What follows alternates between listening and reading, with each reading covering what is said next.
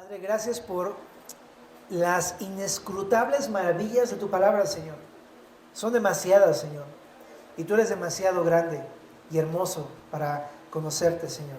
Queremos darte las gracias porque nos has revelado tu presencia en nuestras vidas, quién eres y lo que has hecho por nosotros en esa cruz, Señor.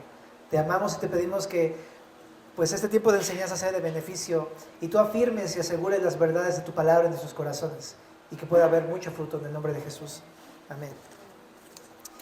Bien, familia, pues hemos estado viendo esta serie titulada Comunión verdadera con Cristo, porque hemos visto en el libro de Efesios que tenemos una verdadera unión con Cristo.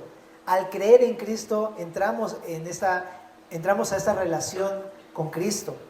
Y en el libro de Efesios habla mucho acerca de la salvación y de todas las cosas que Dios nos ha dado en esa salvación. Y empezamos viendo cómo tenemos las bendiciones del Padre, ¿verdad? Las bendiciones del Hijo, las bendiciones del Espíritu, pero también vimos cómo tenemos, por regalo de Dios, el espíritu de sabiduría y de revelación en el conocimiento de Él, que dicho de manera más sencilla es, hey, Dios te ha mostrado quién realmente es para que lo conozcas, ¿ok? Para que lo conozcas y plenamente, y puedas también vivir una vida plena. Pero algo más que vemos en este libro de Efesios, en la carta de Efesios, es que Él nos ha dado algo muy importante, resurrección en Cristo. Y ese va a ser el tema del día de hoy. Así es que vamos a ir leyendo el versículo número 1 del capítulo 2, dice así. Y Él os dio vida a vosotros. Ok, aquí está el punto de Pablo. Va a empezar a hablar de cómo Él nos dio vida. Ahorita vamos a hablar qué significa esto de vida. Habla de resurrección. Pero empieza hablando del momento en el que lo hizo. ¿Cuándo lo hizo? Dice, cuando estabais muertos en vuestros delitos y pecados. Qué fuerte está esto. Porque, chécate, ¿en qué momento lo hizo? En un momento en el que tú y yo no podíamos hacer absolutamente nada. Ahora, nada más un punto antes de iniciar todo esto, esta exégesis de este punto. Mira, si dice que nosotros estábamos muertos, significa que nosotros no podíamos hacer nada al respecto. ¿Estás de acuerdo? O sea, es una imagen bastante fuerte. Un muerto no puede salvarse, no puede hacer nada porque está muerto, ¿no? Pero así estábamos nosotros, muertos, y no podíamos salvarnos a nosotros mismos. Y es en ese momento en el que Dios hizo esta gran y maravillosa obra que vamos a estar estudiando en esta tarde. ¿Ok? Pues algo que Dios hizo y no que el hombre hizo, para empezar. Y algo más también, estas verdades no son solamente para la iglesia de Éfeso, a la cual se concentró Pablo en esta carta, sino es una carta universal para todos los creyentes en toda la historia, en todo el mundo. Es para ti y para mí. Entonces significa que si tanto a los discípulos de aquella época como a nosotros nos salvó, fue cuando nosotros estábamos totalmente incapacitados para salvarnos. Y esto simplemente es para que tú sepas y yo sepa que es una obra de Dios. No es mi obra, no es mi obra, es la obra de Dios. Pero también dice aquí, cuando estabais muertos en vuestros delitos y pecados. O sea, ¿cuál es la razón de que yo estaba muerto? Porque tú dices, ¿muerto? No, si andaba bien vivito y coleando, ¿cómo con muerto? No. Sí, pero no habla de una muerte física, sino que habla de una muerte espiritual. ¿Y a qué se refiere eso en la Biblia? Bueno, todo esto nos conlleva, nos remonta hasta Génesis. Otra vez, qué importante es Génesis, ¿no? Pero resulta que en Génesis Dios creó al hombre y a la mujer, a Adán y a Eva, y los hizo seres eternos. ¿Para qué? Para estar con ellos para siempre y tener comunión con ellos. De hecho, los puso en un lugar llamado el huerto de el Edén, y ahí se paseaba el Señor, su espíritu estaba con ellos, escuchaban a Dios, veían a Dios, tenían comunión con Dios. Ha de haber sido un lugar verdaderamente hermoso. El paraíso verdaderamente, ¿no? Pero resulta que Dios les dijo, pueden comer de todos los árboles que quieran, pero menos del árbol de la ciencia del bien y del mal. Porque el día que coman de él, ciertamente, morirán. ¿Pero qué hizo Adán y Eva? ¿Te acuerdas? En Génesis 3. Entonces, desobedecieron a Dios, y cuando desobedecieron a Dios, comieron del árbol, ¿no? Y entonces pecaron contra Dios. ¿Y qué pasó? Su relación con Dios tan hermosa, perfecta que tenían, se rompió. Y desde ese momento ocurrió lo que Dios les había advertido, la muerte. Pero a la luz de ese hecho entendemos que la muerte no es precisamente lo que nosotros entendemos. Porque nosotros cuando escuchamos muerte, ¿qué pensamos? La muerte física. Pero esa muerte a la que Dios se refería era la separación de Dios con el hombre. Si el hombre pecaba, iba a separarse de Dios, de la relación preciosa que tenía. Y tristemente el hombre pecó y se separó, murió espiritualmente. Esa es la muerte espiritual en la Biblia.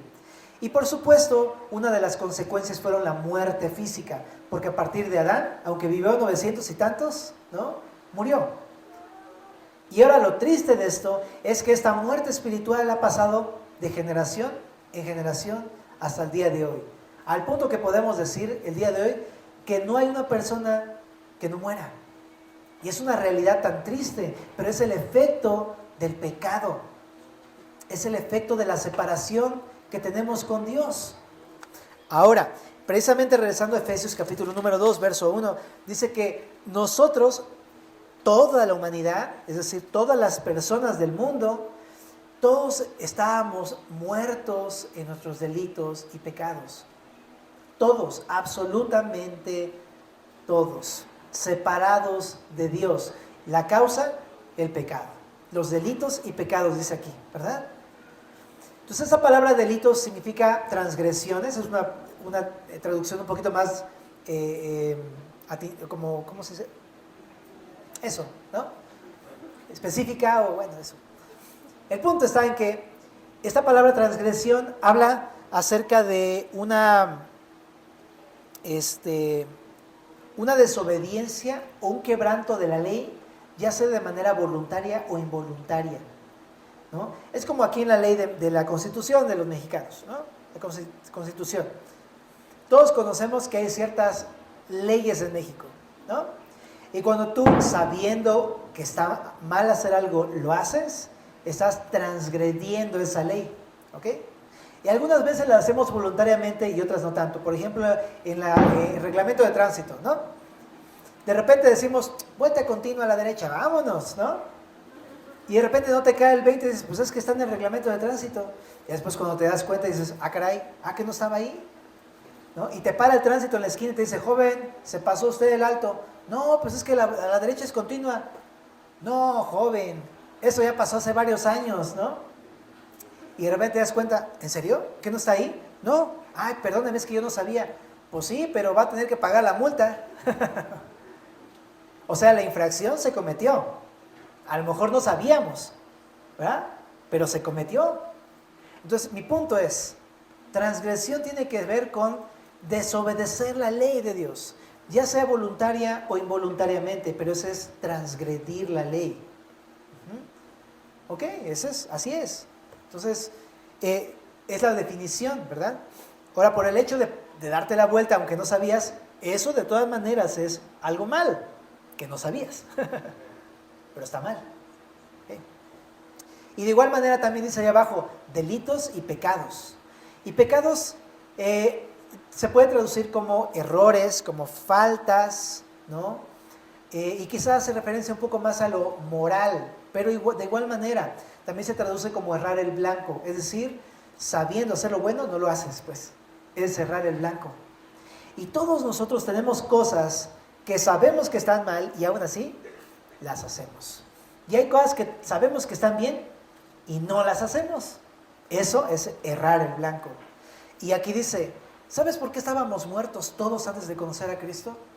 Porque vivíamos en nuestros delitos y pecados. Esa es la razón por la cual toda la humanidad está separada de Dios. No puede tener una relación con Dios. Entonces la culpa es del pecado. Ese es el problema. Pero continuamos leyendo. En el verso 2 dice, en los cuales anduvisteis en otro tiempo. Esta frase me parece muy interesante porque dice, en los cuales anduviste en otro tiempo.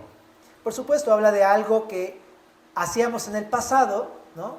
Porque ahorita ya está hablando de los cristianos, ahorita somos creyentes en Cristo, pero es algo que hacíamos en el pasado, pero no lo hacíamos una que otra vez. Aquí dice, en las cuales anduvisteis, andabas.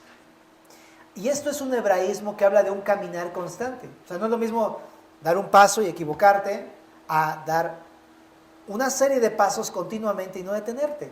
Habla acerca de un modo de vida. Lo que está diciendo es, antes sin Cristo vivíamos en pecado y no solamente vivíamos, o sea, era nuestro estilo diario de vivir. No es que nos vaya a juzgar el Señor porque cometimos una fallita por ahí. No. Es que toda nuestra vida hacíamos lo malo. Incluso cuando luego nos excusamos y decimos, no, yo no soy tan malo, o sea, yo no he dicho tantas cosas malas. Pero sí sabes que sí. Yo me acuerdo que cuando no conocía a Cristo, yo pensaba que estaba, pues más o menos bien, o sea, sí, tenía mis errores, tenía mis equivocaciones, pero no tan mal. Pero ya cuando conoces a Cristo dices, no, así nada más me hacía pato. La verdad. Y eso es lo que está diciendo aquí Pablo. Todos hemos pecado y andamos en pecado. No ha sido un poquito de pecado, ha sido una vida, un estilo de vida constante de pecado. Pero también dice, en los cuales anduvisteis en otro tiempo, siguiendo la corriente de este mundo. Ahora, aquí Pablo va a decir, nosotros pecamos, pero ¿de dónde surge el pecado? ¿No? ¿De dónde proviene el pecado? Y aquí va a empezar a citar 3 fuentes a partir de las cuales viene el pecado, que te lo voy adelantando. Por una parte, hace referencia a cosas que nos influyen para que pequemos, pero por otro lado también saca a relucir nuestra responsabilidad ante esas cosas. Y ahorita te lo voy a explicar más detenidamente. Pero en el verso número 2 dice, en otro tiempo siguiendo la corriente de este mundo. Está interesante, ¿no? Porque pues todos entendemos lo que es un río y la corriente, ¿no? Cuando tú te metes a un río muy fuerte, pues ahora sí que te lleva la corriente, ¿no? No te puedes detener de alguna manera, pero hey, tú te metiste. ¿Ok? Entonces, ¿a qué quiero hacer referencia con esto? Que hay una influencia muy poderosa sobre la persona para que llegue a pecar. Y una de estas influencias es el mundo. Ajá. ¿Qué es el mundo en la Biblia?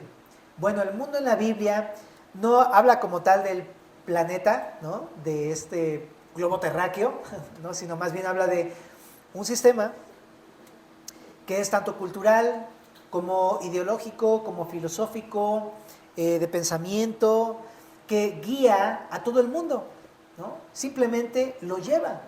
Y muchas veces uno, como parte de este mundo, ni siquiera se pregunta uno por qué hace lo que uno hace. Simplemente uno va conforme a la corriente de todo este mundo. Y eso es lo que está expresando Pablo. El mundo de alguna manera ejerce una influencia sobre todas las personas para que pequen. Todos lo hacen. Y eso es algo común en en nuestra vida diaria, ¿no? Oye, ¿por qué mentiste? Bueno, pues todo el mundo lo hace, ¿no? Oye, pero ¿por qué gritaste? Pues ¿qué tiene? Todo el mundo lo hace, todo el mundo se equivoca, ¿no? Y así, ¿por qué hacemos lo que hacemos? Porque todo el mundo lo hace, ¿no? Pero esa es la corriente del mundo, ¿no? Pero ¿qué es lo que dice aquí? Eso lo hacíamos antes, siguiendo la corriente de este mundo. O a lo mejor seguíamos una filosofía, o seguíamos una ideología, lo que sea, como todo el mundo. Y no nos dábamos cuenta o no nos deteníamos a pensar si eso iba en contra de Dios. No, simplemente es algo que el mundo nos empujaba a hacer. ¿Cuántas cosas no nos ha empujado el mundo, verdad? Todos tomamos, todos fumamos, ¿no? Todos desobedecemos a los papás, pues todo el mundo lo hace, ¿no? Todo el mundo le faltamos el respeto a los maestros, nadie hace la tarea, todos nos jalamos las clases, etcétera, ¿no? O sea, todo el mundo ahora sí que nos llevamos nuestro aguinaldo por adelantado, y así, o sea, hacemos cosas porque todo el mundo lo hace, es la corriente de este mundo. Pero ahora solamente quiero decir esto. El mundo sí es cierto que ejerce una influencia sobre nosotros, pero, pues nosotros ¿para qué nos metemos? ¿Me explico? O sea, uno no se puede excusar delante de Dios diciendo, Señor, yo pequé porque el mundo me empujó a hacerlo, ¿no? Porque mis amigos me empujaron a tomarme esa cerveza. Porque, ¿sabes? Porque tal persona me empujó a tomar ese dinero que no era mío. Y yo me preguntaría, pues ¿para qué estás con esos amigos? ¿Para qué estás en ese lugar ahí junto a ese billete? ¿Me explico? O sea, uno va y se pone ahí, nada más, como decimos, nada más así, de a pechito, ¿no?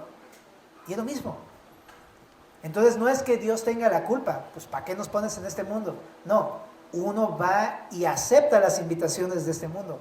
Uno acepta la corriente, uno se mete en la corriente para que te lleve la corriente.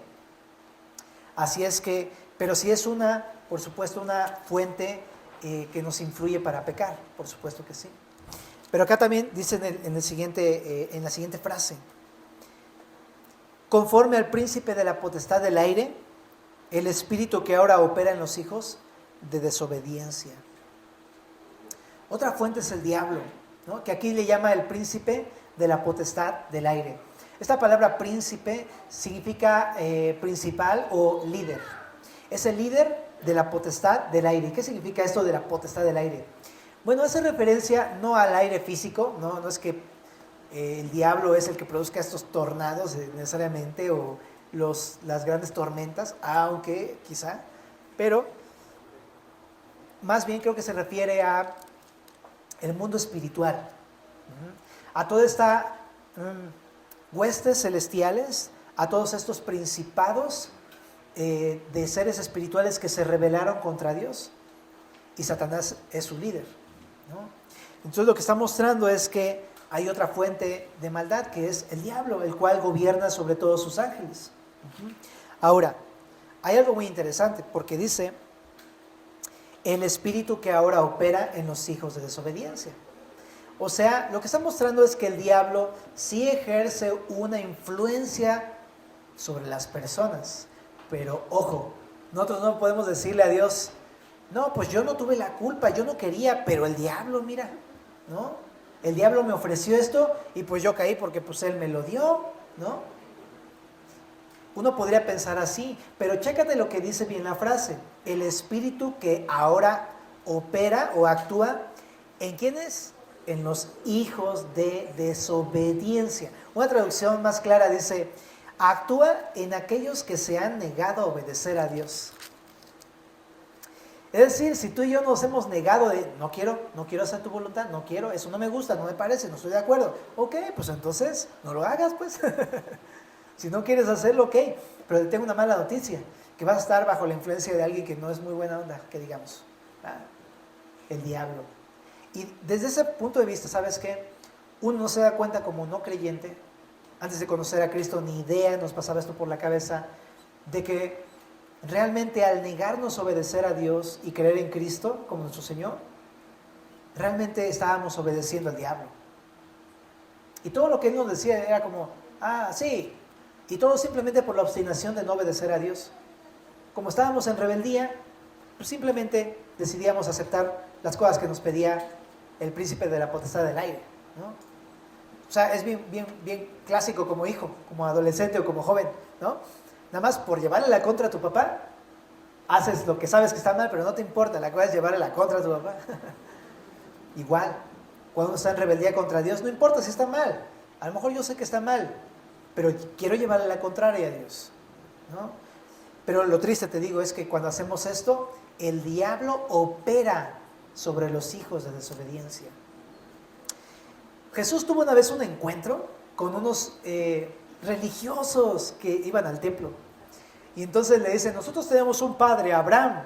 Pero Jesús los confronta y le dice, si su padre fuera Abraham, harían lo que hizo Abraham. Pero ustedes no hacen lo que hace Abraham, hacen lo que hace el diablo, el cual es el padre de ustedes. ¡Wow! ¡Qué fuerte! ¿Y por qué le decía esto? Porque estos religiosos no amaban como Abraham, como Dios, no perdonaban, no eran pacientes, no enseñaban la palabra, no obedecían. No, ellos eran asesinos, ladrones, adúlteros, eran como sepulcros blanqueados. Entonces qué fuerte, porque a ellos le dice Jesús, no, tu padre es el diablo, porque si fueras de Abraham, harías las obras de Abraham. Qué fuerte. Entonces, ¿qué pienso? Pues que uno no se da cuenta que cuando uno no está en Cristo, cuando uno no ha creído en Cristo, a que uno le sirve es el diablo. Y es más, tenemos un Padre y no es Dios. Y eso está bien fuerte. Pero uno ni se da cuenta. Bueno, y Dios te quiere sacar de ahí, nos quiere sacar de ahí a todos, ¿verdad? Pero bueno, entonces, pero el punto es, el diablo ejerce una fuerte influencia sobre las personas para el pecado. Ahora, nada más una cosa, el diablo tampoco obliga a nadie a pecar. Así como el mundo no puede obligar a nadie a pecar, tampoco el diablo. No lo hace. Hasta eso es bien astuto. En Génesis 3, por eso decía que la serpiente era más astuta. Y sí que lo era. Porque ¿qué le dijo a Eva? No vas a morir. Tú come del fruto, no vas a morir. Pero no la obligó, o sea, no le dio la manzana y a ver, abre la boca, ¡pum! O sea, no se la puso así. Le dijo, no, tranquila, no vas a morir, cómetela. Simplemente fue una invitación sutil, un engaño, una mentira. Y entonces Eva fue engañada, la comió, la dio a Adán, y Adán también la comió y pecaron. O sea, aquí el punto es que el diablo no puede obligarte a pecar, pero uno es el que acepta las invitaciones del diablo para pecar. Es cierto, él es una influencia, pero uno puede decidir aceptar o no aceptar. Ajá. Entonces aquí también hay una responsabilidad humana. Pero ¿qué está mostrando Pablo? Hey, no hubo uno que le dijera a Satanás, no, escrito está. No hubo uno, ni uno. Así, solamente uno. Jesús, ¿no?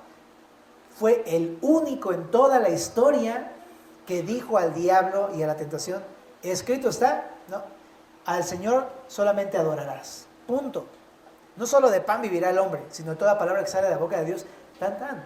Y fue el único que en las 3 tentaciones rechazó el pecado y vivió una vida justa. Y esta vida justa solamente da testimonio de que Él es el Hijo de Dios, ¿no? Pero bueno, el punto es que todos hemos fallado, familia. Todos hemos aceptado las invitaciones del diablo. Todos hemos sido arrastrados por la corriente del mundo. ¿Ok? Número 3, hay otra fuente de pecado. Verso 3, entre los cuales también nosotros vivimos en otro tiempo, en los deseos de nuestra, ¿qué dice? Carne. ¿Qué significa esto? Es una tercera fuente de maldad. La carne en la Biblia es la naturaleza pecaminosa que tenemos. Ajá. Es una naturaleza. Como digamos de otra manera más sencilla, nosotros mismos tenemos el mal dentro de nosotros. Pablo lo decía, ¿no? Hallo esta ley, el mal está en mí, está dentro de mí. Yo quiero obedecer la ley, pero el mal está en mí. Y eso que Pablo era creyente, ¿sabes? Pero cuando no éramos creyentes, eso es lo que éramos, pecadores, y el mal estaba dentro de nosotros y nos gobernaba todo el tiempo. Hacíamos lo que queríamos, nos gobernaba nuestra naturaleza pecaminosa. Ahora, aquí está un punto bien importante, porque cuando Pablo dice que los deseos de la carne son una fuente de maldad, no se está refiriendo meramente a los deseos que Dios creó y puso en el ser humano. Déjame explicártelo. Por ejemplo, la ira en sí no es pecado. ¿Sabías eso? En sí el sentimiento no es pecaminoso. El enojo en sí no es pecaminoso. Y Dios lo puso para algo bueno, ¿no? Por ejemplo, tú estás viendo que están haciéndole algo malo, están violentando a una persona y sería imposible quedarte así como, ay, qué bonito, ¿no? No, o sea, sientes una indignación que te arde dentro de tu corazón y no puedes estar en paz. Y hay enojo y hay indignación. Sería antinatural y totalmente enfermizo disfrutar de una violencia, ¿no? Para ese tipo de cosas las pone Dios, para algo bueno. O por ejemplo, los celos, ¿no? Es completamente bíblico y Dios creó esos sentimientos como los celos, por supuesto, ¿no? Yo celo por ejemplo, a mi esposita en el sentido de que, hey, pues es que es del Señor, no es que es mi esposa. Creo que eso es algo bueno, ¿no? Y sería raro que no hubiera algo así. Pero el problema es cuando la naturaleza pecaminosa gobierna sobre tus deseos y te lleva al pecado. Por ejemplo, en el caso de la ira, imagínate que me indigna, pero mi naturaleza pecaminosa lleva esa indignación y la convierte en venganza. ¡Bum! Y lastimo a una persona y la golpeo. Eso es que Tuve un buen deseo que Dios me puso en mi corazón, pero mi naturaleza pecaminosa dominó sobre ese deseo. Igual con los celos. No está también mal celar, pero cuando mi naturaleza pecaminosa me domina, yo voy y entonces le digo, a ver, ¿a quién estabas viendo? ¿Y por qué? A ver, ven para acá. Y entonces me empiezo a enojar, y empiezo a insultar, y empiezo a maldecir, y todo, y eso ya es gobernado por mis meros deseos carnales. ¿Verdad? Igual, o sea, Dios tiene un celo por nosotros, y es completamente santo, y Dios tiene una ira santa, ¿no? Que entonces, y así los demás sentimientos, ¿no? La tristeza, el miedo, o sea, si no tuviéramos miedo, entonces, ¿qué sería de nosotros? Haríamos lo más peligroso, como los niñitos, ¿no? Que no les cae luego el 20 de que se pueden llegar a lastimar. El miedo es algo bueno, pero es pecaminoso cuando la naturaleza pecaminosa domina sobre esas cosas. Entonces mi punto es, los deseos carnales, cuando habla Pablo aquí en ese pasaje, se está refiriendo a nuestra naturaleza pecaminosa dominada por estos malos deseos, pues. Eso es el pecado, cuando dentro de nosotros mismos nuestra misma naturaleza nos lleva a hacer lo malo. Eso es precisamente. Ahora, hay dos cosas que primordialmente nos hace hacer nuestra propia carne. Número 1, la voluntad de nuestra carne. ¿A qué se refiere esto? Básicamente, lo que tú y yo queremos hacer. O sea, el pecado es sabroso. El pecado es bien dulce, es bien sabroso. Y cuando nuestra naturaleza pecaminosa nos está dominando, voy y digo, lo quiero, lo tomo, vámonos. ¿Y qué? ¿Quién me va a decir algo? Yo lo quiero, esa es mi vida. Precisamente se refiere a eso. Que cuando nuestra naturaleza pecaminosa nos domina, hacemos lo que nosotros queremos, no lo que Dios quiere. Ni siquiera consideramos si le agrada a Dios. Simplemente lo queremos y lo agarramos. Y pecamos. Pero también no solamente eso, aquí dice, y la voluntad de los pensamientos. Ahora esto está muy interesante porque lleva a darnos a entender que es algo interno. No solamente pecamos por fuera, con hechos, con acciones, también pecamos en el pensamiento, en algo interno. Entonces, qué interesante que el pecado es bien villano. El pecado nos lleva a pecar voluntaria o involuntariamente. El pecado nos lleva a pecar por fuera y por dentro, ¿no? A la luz de 2 Corintios 7, contaminarnos de carne y de espíritu. O sea, involucra toda la vida. Pero lo que está mostrando Pablo entonces que es, todos estábamos así, y todos pecamos, y todos hicimos lo malo. Y es al final en ese verso 3, y éramos por naturaleza hijos de ¿qué? De ira.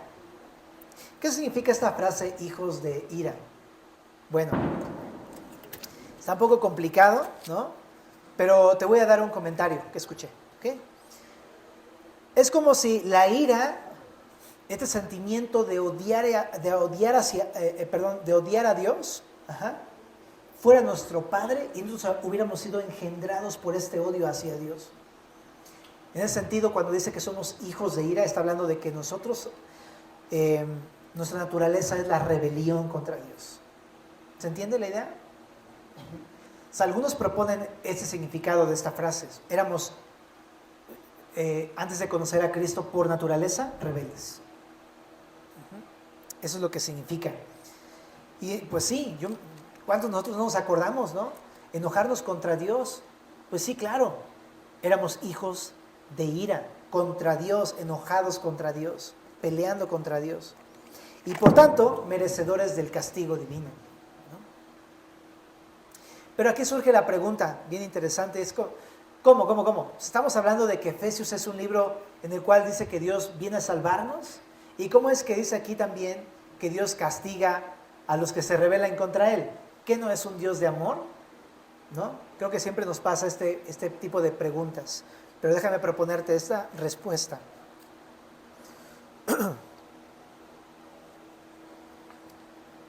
Es que pasa que solemos asociar la ira con algo malo. ¿Por qué? Porque nosotros la ocupamos para mal. ¿Estás de acuerdo? Y cuando pensamos que Dios castiga a alguien o que derrama su ira sobre alguien, pensamos que es algo pecaminoso y como que choca en nuestra idea, en nuestra cabeza estas dos ideas. Pero realmente la ira no es pecaminosa. ¿Por qué es que Dios derrama su ira sobre alguien? Porque Dios, por lo mismo que Él es bueno, Él es justo.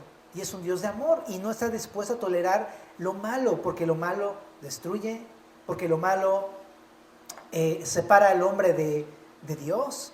Y Él no quiere eso. Y cualquier cosa que haga eso, lo juzga. Entonces, por eso no está separado el amor de Dios con el juicio de Dios, sino que es parte del mismo Dios de amor y de justicia. Entonces, bueno, solamente para comentar este punto, pero aquí lo que está entonces mostrando en toda esa sección, ¿qué es? Bueno, Efesios lo que está mostrando, Pablo lo que está mostrando es, mira, todos somos pecadores. Veas como la veas, por acá o por allá, somos pecadores. ¿Pero qué pasó? Dice el verso 1, pero Él nos dio vida. Y esta idea la va a continuar en el verso 4. Fíjate lo que dice el verso 4. Pero Dios. Cuando habla de un pero, va a ser un contraste, es un contraste. Nosotros, pecadores, nosotros estábamos muertos, nosotros no podíamos hacer nada, nosotros simplemente seguíamos la corriente del mundo, aceptábamos el gobierno de Satanás, hacíamos lo que queríamos, pero Dios, que es rico en misericordia, por su gran amor con que nos amó, estando aún muertos en nuestros pecados, nos dio vida juntamente con Cristo. Chécate qué gran contraste, ¿no? Está escrito aquí. A pesar de que nosotros no pudimos, todo lo hizo Dios. Pero Dios, ¿qué hizo Dios? Él, aunque estábamos muertos en nuestros pecados, nos dio vida juntamente con Cristo. Esta es la porción más importante de toda esta sección. ¿Cómo es que Dios nos dio vida? Entonces, quiero empezar a cerrar y como poner en orden estas ideas. Entonces, queda claro que la salvación que Dios da no es algo que nosotros pudimos haber obtenido. De ninguna forma, por ninguna clase de mérito. Dios hizo toda la obra. Nosotros estábamos muertos, ¿qué podíamos hacer? No podíamos responder. Así que toda esta obra de salvación es una obra de Dios y no del hombre, como te decía ahorita. Número 2, ¿qué hizo Dios? ¿No? Dice ahí, pero Dios, que es rico en misericordia, por su gran amor con que nos amó. No fue por la bondad del hombre, ni fue tampoco por el amor del hombre hacia Dios. No, realmente no. Estábamos muertos. Un muerto que va a poder amar, un muerto que va a poder tener bondad o misericordia hacia Dios. No, no puede. Por eso dice ahí, no fue por nosotros, fue por su misericordia y por su gran amor. Ahora me gusta que la frase dice, pero Dios, que es rico en misericordia, ¿no? Esta palabra misericordia significa bondad o compasión. Él fue el que fue rico en misericordia, en compasión, en bondad, no nosotros. Y también dice que fue por su gran amor. Fue por eso, porque nos amó. No porque nosotros amamos a Dios, sino porque Él nos amó a nosotros primero. Él nos amó a nosotros. ¿Y qué hizo Dios motivado por esto? Estando aún nosotros muertos en nuestros pecados, nos dio vida. Esta palabra vida es la palabra sutsopoieo, algo así, en griego. Y te la comento porque tiene una raíz que es zoe. Creo que por aquí anda Zoe, ¿verdad? Por ahí anda Zoe. Y también creo que hay un grupo de rock que se llama Zoe. Bueno, pero el punto está en que esta palabra significa vida. Pero qué interesante, ¿verdad? Estábamos muertos y de pronto Dios nos dio vida. Ahora, chécate que no nos dio vida física porque esa ya la tenemos, biológica. Nos dio vida espiritual. Y cuando habla que Dios nos dio vida espiritual, está hablando que si la muerte es la separación, la vida es la unión con Dios otra vez. ¿Qué está diciendo aquí el pasaje? Que Dios nos volvió a unir consigo mismo. Que quitó todo aquello que estaba separándonos. ¿Y qué era eso? El pecado y la muerte. Y nos unió con Él. ¿Y qué hizo con el pecado y con la muerte? Él los llevó en la cruz. Él mismo llevó en sí el pecado. Por eso dice el pasaje, Él fue por nosotros hecho pecado, para que nosotros fuésemos hechos justicia de Dios en Él. Él mismo tomó nuestro pecado. Y no solamente nuestro pecado, Él tomó nuestro castigo. Él murió en la cruz por nosotros. Quitó el pecado y quitó la muerte y nos reconcilió con Dios. Qué impresionante obra de salvación. Y fue algo que tú y yo simplemente un día despertamos y nos dimos cuenta que estábamos vivos. Y fue una obra de Dios. Ahora, esto está... ¿No se te hace algo maravilloso? Que de repente no sabías ni cómo, pero Dios te dio vida eterna. Yo la verdad creo que como todos estamos llenos de gratitud hacia nuestro Señor Jesucristo, que no sé ni cómo fue que nos rescató, pero nos rescató y aquí estamos. Ajá. Ahora esta palabra es la palabra, te decía, susoepoieo, porque habla de que el prefijo su significa junto. ¿Y por qué lo digo? Porque nos dio, dice, vida juntamente con Cristo. ¿A qué se refiere? A lo del verso 6. Dicen en Efesios 2:6 ahí. Y juntamente con Él nos resucitó. Entonces, chécate, hace referencia al momento en el que nos salvó. ¿Cuándo fue ese momento? El momento en el que Jesús resucitó. En ese momento en el que Jesús resucitó por los muertos, en ese momento nosotros tuvimos vida. ¿Sí se entiende eso?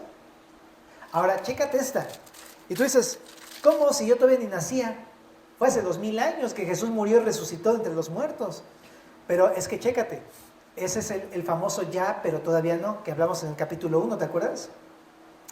Muchas de las cosas que vemos en este libro de Efesios son ya, pero todavía no. Déjame explicarte. Es decir, nosotros todavía no vivíamos, o sea, Jesús ya lo había consumado hace 2000 años en la resurrección de entre los muertos, pero todavía no nacíamos. Pero aunque no hubiéramos nacido todavía, el Señor ya había hecho esta gran obra de salvación en la cruz. ¿No te parece algo fuera de lo... te vuela la tapa del cerebro? Porque Dios ya conoce todo, presente, futuro, pasado, todo lo conoce. Increíble. Pero chécate ahora. No fue hasta que tú y yo un día andando en nuestros pecados, felices, con nuestras propias vidas, de repente alguien nos predicó el Evangelio. Oye, hay alguien que te ama. Oye, hay alguien que te busca. Hay alguien que quiere venir a perdonar tus pecados. Solamente tienes que descansar en que Él pagó tus pecados. ¿Por qué no le entregas tu vida a Jesús? Él resucitó entre los muertos, te puede dar vida eterna. ¿Por qué no crees en Jesús? Y tú ese día dijiste, acepto. ¿Y qué crees? Desde ese momento, Dios te dio vida eterna. Como dice 2 Corintios 5:17, de modo que si alguno está en Cristo, chécate, nueva criatura es. O sea, Dios le dio una nueva vida, le dio una nueva vida, vida eterna. Pero chécate que es lo loco, que nosotros la recibimos en el momento en el que creímos en Jesús, pero era algo que Jesús ya había consumado hace 2000 años. Pero fue efectiva en tu vida y en mi vida cuando creímos en Jesús y ya tenemos vida eterna, vida nueva. Ahora espérate, porque falta más. El día de hoy tenemos la vida eterna al creer en Cristo. Hemos ya sido resucitados, pero tú dices, ¿resucitados? Pero si todavía no tengo un cuerpo nuevo, ¿no? Todavía sigo viviendo en este cuerpo de carne donde todavía habita el mal, como dice Pablo, es que el mal habita en mí, todavía mi naturaleza pecaminosa quiere salir como un lobo feroz a querer devorarse lo que quiere. Y tú dices, pues yo todavía no veo que he resucitado entre los muertos. Por eso te decía al principio, ya, pero todavía no. Porque ya tenemos la resurrección, ya tenemos vida eterna y vida nueva.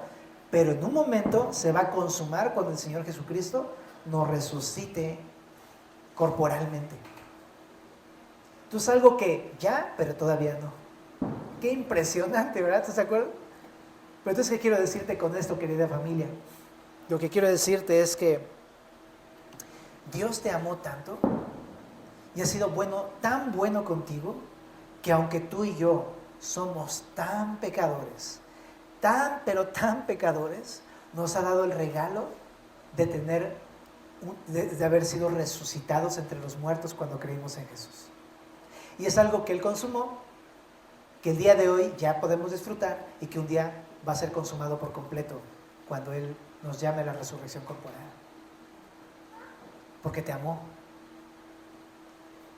Y no fue por nuestra bondad. No fue que yo me porté muy bien, entonces por eso es que Dios me dio vida. No es porque yo hice muchas obras buenas que Dios me dio vida. Fue porque Él es rico en misericordia y su amor es demasiado inmenso para mí, ¿no? Pero también dice acá, nos dio vida juntamente con Cristo. Y ahí entre paréntesis dice, porque por gracia sois salvos, ¿verdad? Esta palabra gracia significa favor inmerecido, ¿verdad? Es decir, te favoreció aunque tú no hiciste nada. Estabas muerto, estaba yo muerto, no hicimos nada, pero Él nos dio su favor, nos vio con favor, con bien. Eso es lo que dice, por gracia somos salvos. Es un regalo. Qué increíble, ¿no? ¿Cuántas veces se la pasa uno en la vida tratando de buscarse el perdón de Dios en sus propias fuerzas, cuando es un regalo de Dios por creer en Cristo? Ahorita lo vamos a ver. Verso 6, y juntamente con Él nos resucitó y asimismo nos hizo sentar en los lugares celestiales. Familia, tú dices, ¿cómo si todavía el día de hoy pues no estamos allá en el cielo, ¿no? No estamos sentados allá en los lugares celestiales? Pero es que esta porción hace referencia a esto. No estamos allá, pero ya estamos sentados a la mesa, ¿no? Esta es una mesa. Estamos degustando de las riquezas celestiales, ¿estás de acuerdo? La palabra, la comunión, el amor entre nosotros. Esa es la mesa del Señor, ¿no? Pero aparte también un día vamos a estar corporalmente con Él, sentados a la diestra del Padre, ¿no? En los lugares celestiales, compartiendo este lugar de honor en Cristo, ¿no? Pero ¿para qué es que nos salvó? Verso 7. Para mostrar en los siglos venideros las abundantes riquezas de su gracia en su bondad para con nosotros en Cristo Jesús. ¿Sabes cuál fue el propósito? Para mostrarle a todos los demás creyentes qué tan rico en gracia es Dios. De hecho, la palabra abundante significa la supereminente grandeza de su gracia. Es decir, Él tuvo tanta gracia para que tú puedas venir a Él y confiar en Él. Está increíble. Yo lo veo en los primeros cristianos, ¿no? De ellos hemos aprendido y de ellos nos hemos motivado para entregarle nuestras vidas a Cristo. ¿Cómo fue que Dios perdonó a un hombre tan incrédulo como Tomás? ¿Cómo fue que Dios perdonó a un villano tan rudo como Pablo, como Saulo de Tarso? ¿Cómo fue que perdonó a un hombre tan traidor como Pedro? ¿Cómo fue que perdonó a tantas personas en la historia de la iglesia siendo tan malas? Y sabes, todo eso lo hizo para en los siglos venideros todos nosotros podamos ver hacia atrás y decir, realmente Dios tiene gracia. Para que entonces tú digas, ¿entonces también me puedes perdonar a mí? Sí, también a ti. Porque Dios es rico en gracia. ¿Y por qué fue que nos dio esta gracia tan grande? Pues ahí dice en el verso 7, fue por su bondad. Fue en su bondad, no en la nuestra. Fue por su bondad. Para con nosotros, ¿cómo? En Cristo. Al estar unidos a Cristo, al creer en Cristo. Y remata, porque por gracia sois salvos por medio de la fe, y esto no de vosotros, pues es don de Dios, no por obras para que nadie se gloríe. Y dice ahí, pues sí, porque así es la salvación. La salvación no es un premio por las cosas buenas que hayamos hecho. Tú te la puedes pasar haciendo obras buenas durante toda la vida, pero no es por esas buenas obras que Dios nos da la salvación. Es por gracia. Es un regalo, es un favor inmerecido de Dios. Es más, ¿cómo recibo esta gracia? Por fe, dice ahí, es por medio de la fe. O sea, si quieres saber cómo te salva Dios, es a través de la fe. ¿Qué significa la fe? Confiar en Jesús. Que Jesús murió por tus pecados y resucitó al tercer día. Solamente es por gracia a través de la fe. No es por obras. Ajá. Ahora, voy más allá. Ni siquiera la fe es algo que tú y yo tenemos en nosotros mismos. Hasta la fe es un don de Dios. Eso está bien extremo. En Romanos 10:17, por eso dice Pablo, la fe es por el oír y el oír por la palabra de Dios. ¿Qué está diciendo Pablo en ese versículo? Lo que está diciendo es que nosotros estábamos muertos. ¿Qué va a poder oír un muerto? ¿Un muerto oye? No, un muerto no oye. Pero la palabra de Dios es tan poderosa para hacer que el muerto escuche. Y nosotros, aunque no teníamos ningún tipo de discernimiento espiritual para escuchar el Evangelio de Dios, la palabra nos dio la capacidad de creer en Jesús. Por eso te decía, nosotros no tenemos ni la capacidad de tener fe, ni tampoco la capacidad de salvarnos. Ambas cosas son un regalo de Dios. Y yo estoy bien asombrado de cómo Dios nos dio fe. ¿Cómo fue? En verdad. Yo me acuerdo nada más que regresé a mi casa ese día y le dije a mi hermana, tienes que venir a escuchar a este pastor. Me dijo algo increíble, ¿no? Y fue mi hermana a decir, y luego, yo no sé cómo fue, pero en verdad Dios nos hizo creer en el Evangelio. Y después a mi hermanita se le reveló el Señor también, ¿no? Y creyó. Pero es un regalo de Dios, ambas cosas. Así es que vamos a terminar con el verso 10. Dice, porque somos hechura suya, creados en Cristo Jesús. Él nos hizo. Pero ¿de qué hechura habla aquí? No habla de la creación. Porque en Génesis capítulo número 1 y 2 habla de cómo el hombre y la mujer fueron el pináculo de la creación de Dios. La obra máxima. Pero no fue la única obra máxima, sino que la obra máxima de las máximas fue cuando Él nos dio vida eterna, cuando nos hizo resucitar en Cristo. Esa fue la obra maestra de Dios. Es lo que está diciendo, nosotros somos la obra maestra porque hemos sido creados y recreados en Cristo Jesús. Qué increíble. Entonces, familia, quiero decirte esto para ya concluir. La salvación es un regalo. Es algo, y si tú has sido salvo, si crees en Cristo, en verdad debemos darle muchas gracias al Señor. Porque no sé ni cómo fue que Dios nos salvó. Simplemente un día nos regaló el creer y creímos. Y si lo has disfrutado, gracias a Dios, en verdad. Y si no, si aún estás tomando la decisión de creo o no creo en Jesús, date cuenta, Jesús quiere perdonarte y salvarte porque te ama. Y no depende de tu bondad, simplemente es un regalo que tienes que recibir. Recibe ese regalo, recibe su amor y su perdón que Él te ofrece. ¿Qué tengo que hacer? Creer en Jesús. Simplemente es eso. Y entonces Él va a darte vida nueva, a resucitarte de entre los muertos y vas a disfrutar lo que significa tener una unión con Dios otra vez. Una vida en Cristo. Final, pero dice aquí al final, para buenas obras, las cuales preparó de antemano para que anduviésemos en ellas. Sí, ciertamente, no somos salvos por buenas obras, ¿no? Pero cuando Dios nos perdona, entonces podemos andar en buenas obras. Ajá. Lo que decía, ¿no? Antes andábamos en pecado, caminábamos, ahora sí que déjame hacerte esta comparación, caminábamos en el lodo, o sea, estábamos en el fango, sucios. Y Dios nos saca, nos lava, nos viste y nos pone en caminos de oro, brother. Nos pone en caminos limpios de santidad, de pureza en su palabra. Y lo que dice es, si Dios te sacó y te limpió es para que ahora camines en esos caminos que Dios preparó de antemano para ti. La palabra, la Biblia, siguiendo todos sus consejos, sus mandamientos, su dirección. porque ya eres una nueva persona. No tendría caso, estando limpio, venir otra vez a revolcarme en el chiquero, porque ya me lavó. Para que anduviera, es que hay fiesta en los cielos, por eso es que, para que anduviéramos en la vida nueva que Dios nos da. Así que si tú has sido salvo por gracia, es para que ahora andemos como resucitados entre los muertos. ¿Te parece? Pues oramos, familia, ¿verdad? Venga, Señor, te damos muchísimas gracias porque tú has hecho esta obra en nuestras vidas y es precioso lo que nos muestras, Señor.